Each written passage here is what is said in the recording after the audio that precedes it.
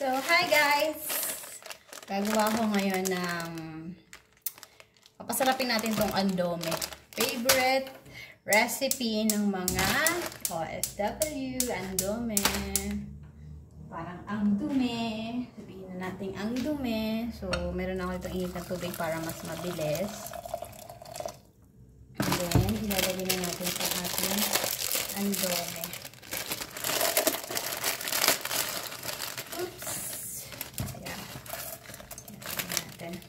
Then, takpan natin. So, dito naman sa kabila, may pan tayo. Kasi magluluto ako ng seafoods at ihahalo ko doon sa andome natin. So, ayan. Nilagay na ako ng konting butter.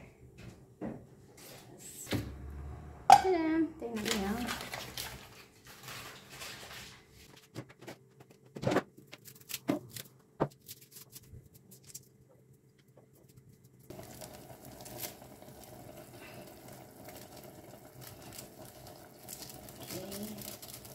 Hindi ko na nilagay itong spicy kasi mamaya meron akong spicy sauce.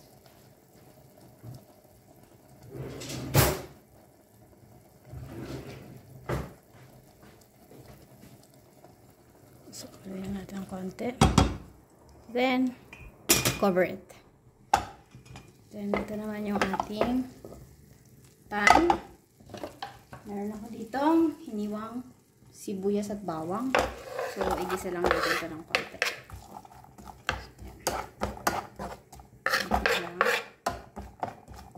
Sinapay ko na.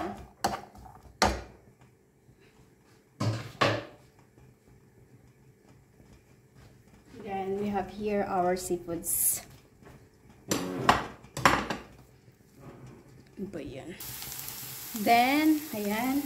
Medyo luto na yung ating sibuyas at bawang. Pwede natin itong ilagay na seafoods natin.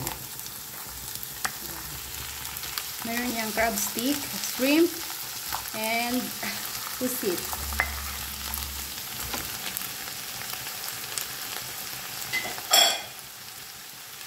So, takpan lang din natin cover it para maluto.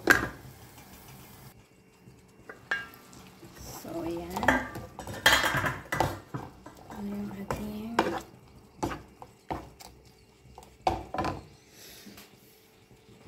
sinalagay na ating fish sauce, oyster sauce.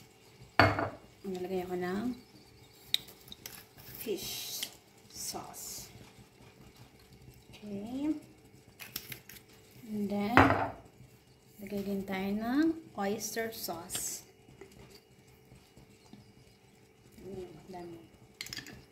Then, maglalagay tayo ng black pepper.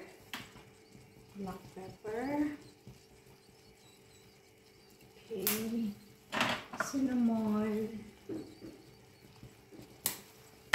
And white pepper, of course. And then we put some salt. And add some salt. And then, ang ating spicy chili sauce. Pwede na sa inyo kung gaano kadami ang gusto nyo ilagay. Then, haluin lang natin to para mag-simmer yung sauce natin sa ating seafoods. Yummy! And, tsadan! Ayan, luto na dahil nga mga pre-cook na yung seafoods natin. So, mabilis na lang siyang maluto. Ayan. Drawing ko lang itong aking crab. Para maghiwa-hiwalay. So, ayan na. So, luto na din ang ating noodles. Then, luto na din ang ating seafoods. Pwede natin itong paglutuin sa bowl. Then, ito na yung ating noodles. Ang dami.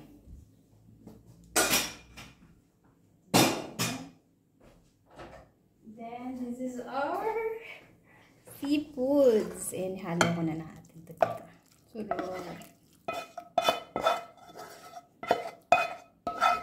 Siyempre, ang ating veggie. Yee! Veggie. Then, ihalo na natin ang ating meat. Yes. Chudam. Yan yung ating.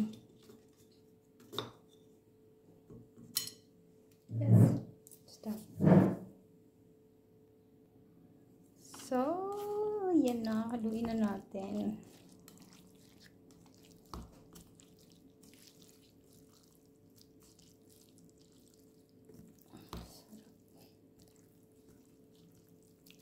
O diba, yung Andomi natin, napasarap natin. Andomi upgraded. Yeah, let's eat, guys.